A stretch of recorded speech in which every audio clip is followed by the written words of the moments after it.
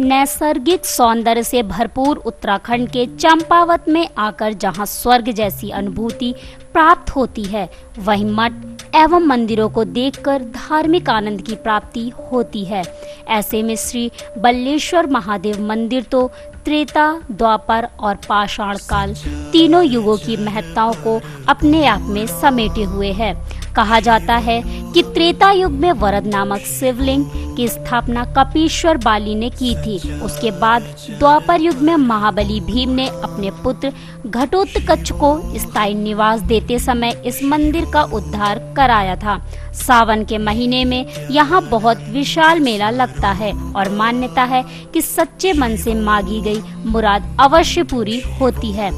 मंदिर के पुजारी के मुताबिक चंद राजाओं के शासन काल के बाद गिरी समुदाय के पुजारियों को बल्लेश्वर मंदिर समूह का जिम्मा दिया गया, जो आज भी जारी है।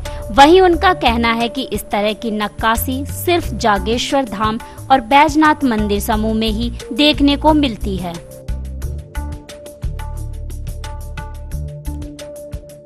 इसका जो है निर्माण जो है त्रेता युग में हुआ है।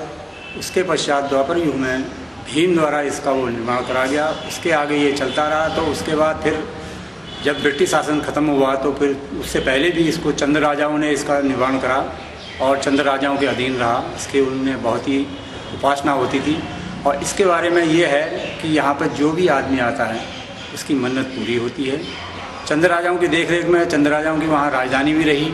7 चंद राजाओं ने राज करा था। 6 चंद राजा रहे थे। 7वें चंद राजा जो थे फिर आनंद चंद जो थे अपने अल्मोड़ा चले गए थे।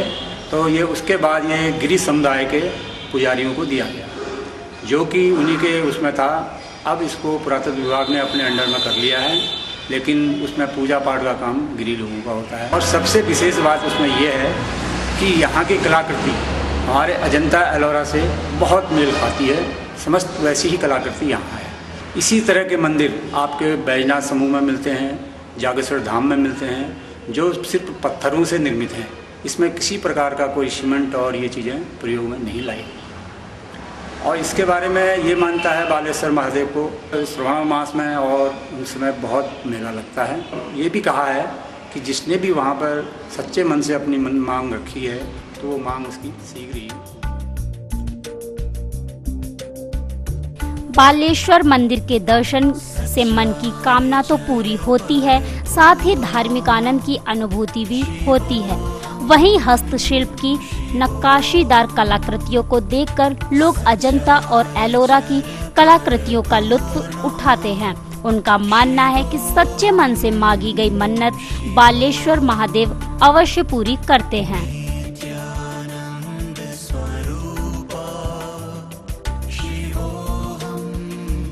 मंदिर जो है केवल चंपावत ही नहीं, पूरे उत्तराखंड का ऐतिहासिक मंदिर है। और ये केवल एक मंदिर न होकर मंदिर समूह है। ऐसी मान्यता है कि यहाँ पर जो है शिवलिंग की स्थापना जो है महाबली बाली के द्वारा की गई थी त्रेता युग में।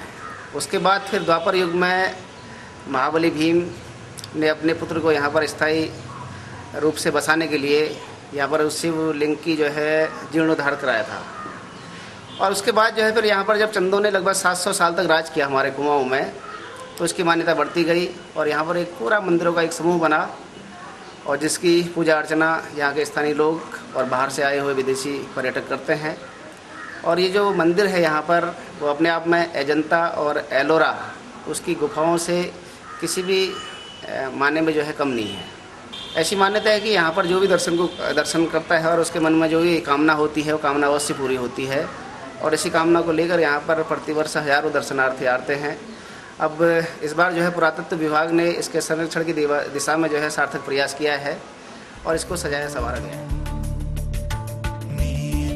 बहरहाल जहां देश विदेश से हजारों श्रद्धालु पहाड़ के सर्पीले रास्तों से रूबरू होकर यहाँ के अद्वितीय सौंदर्य का लुत्फ उठाते हैं, वहीं बालेश्वर महादेव के दर्शन कर धन्य हो जाते हैं। वहीं अब इस ऐतिहासिक मंदिर को राष्ट्रीय संरक्षित स्मारक भी घोषित कर दिया गया है। ब्यूरो रिपोर्ट, रफ्तार टाइम न्यूज।